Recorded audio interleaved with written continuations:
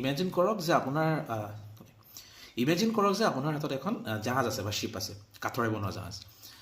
এতিয়া জাহাজখন লাহে লাহে পুৰণা হোৱা দেখি আপুনি কি কৰে, প্ৰত্যেক কেইটা নিৰ্দিষ্ট সময়ৰ মূৰে মূৰে আপুনি কি কৰে যে জাহাজখনৰ এটা টুকুৰা এৰুৱাই পেলাই এক্সট্ৰাকৈ ৰাখি দিয়ে, তাক ৰিপ্লেচ কৰি দিয়ে। জাহাজখনৰ কাঠ এটুকুৰা ল'লে ধৰক তাক ৰিপ্লেচ কৰি দিলে নতুন কাঠ এটুকুৰা। এনেকৈ কৰোঁতে কৰোঁতে কি হৈ গ'ল, জাহাজখনৰ এটা সময়ত কি হ'ব, কিবা এটা বেয়া হ'ল, আপুনি তাক ৰিপ্লেচ কৰি দিলে, বেলেগ এটা নতুন কাঠ লগাই দিলে। আকৌ কিবা এটা বেলেগ অংশ বেয়া হ'ল, আপুনি সেইটুকুৰকো ৰিপ্লেচ কৰি দিলে এক নতুন এটুকুৰা কাঠেৰে। তেনেকৈ এটা সময়ত ৰিপ্লেচ কৰোঁতে কৰোঁতে ইমেজিন কৰক কি হৈ গ'ল যে আপুনি জাহাজখনৰ যিমান পুৰণা কাঠ আছিলে গোটেইখিনি কাঠক নতুন কাঠেৰে ৰিপ্লেচ কৰি পেলালে। ঠিক আছে, তো জাহাজখন আপুনি ৰিপ্লেচ কৰি পেলালে নতুন কাঠেৰে।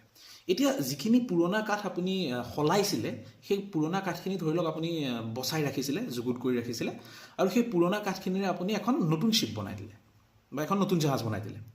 এতিয়া কুৱেশ্যনটো হৈছে কি যে অৰিজিনেল জাহাজ কোনখন আছিলে, যিখনক আপুনি ৰিপ্লেচ কৰি পেলাই নতুন কাঠেৰে বনাই পেলালে, নতুন কাঠেৰে লাহে লাহে ৰিপ্লেচ কৰিছে দেই, একেবাৰতে ৰিপ্লেচ কৰা নাই।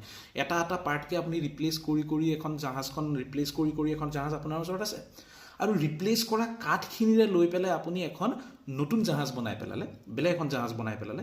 এতিয়া প্ৰশ্নটো ইয়াত আহে কি যে অৰিজিনেল জাহাজ কোনখন বুলি ক'ব, যিখন পুৰণা কাঠেৰে বনোৱা জাহাজখনক আপুনি অৰিজিনেল বুলি ক'ব, নে ৰিপ্লেচ কৰোঁতে কৰোঁতে যিখন জাহাজ আপোনাৰ ওচৰত থাকি গ'ল সেইখনক আপুনি আপোনাৰ অৰিজিনেল জাহাজখন বুলি ক'ব।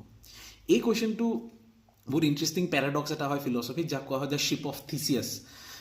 এই যিটো পেৰাডক্স আছে, এইটোৱে বস্তুৰ আইডেণ্টিটিৰ ওপৰত বহুত ইণ্টাৰেষ্টিংলি কুৱেশ্যন কৰে ফিলচফিকেলি, যে আমি বস্তু এটাৰ আইডেণ্টিটিক কেনেকৈ ডিফাইন কৰোঁ।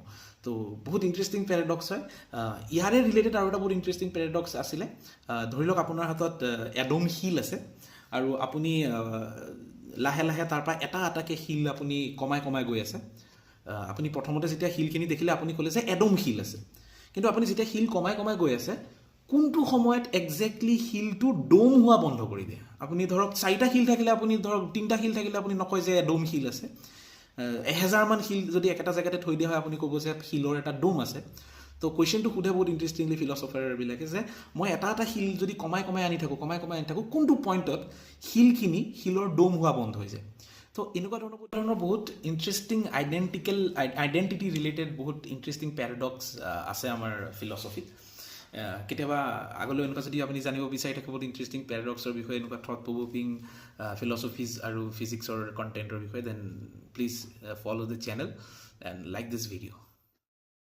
ইমেজিন কৰক যে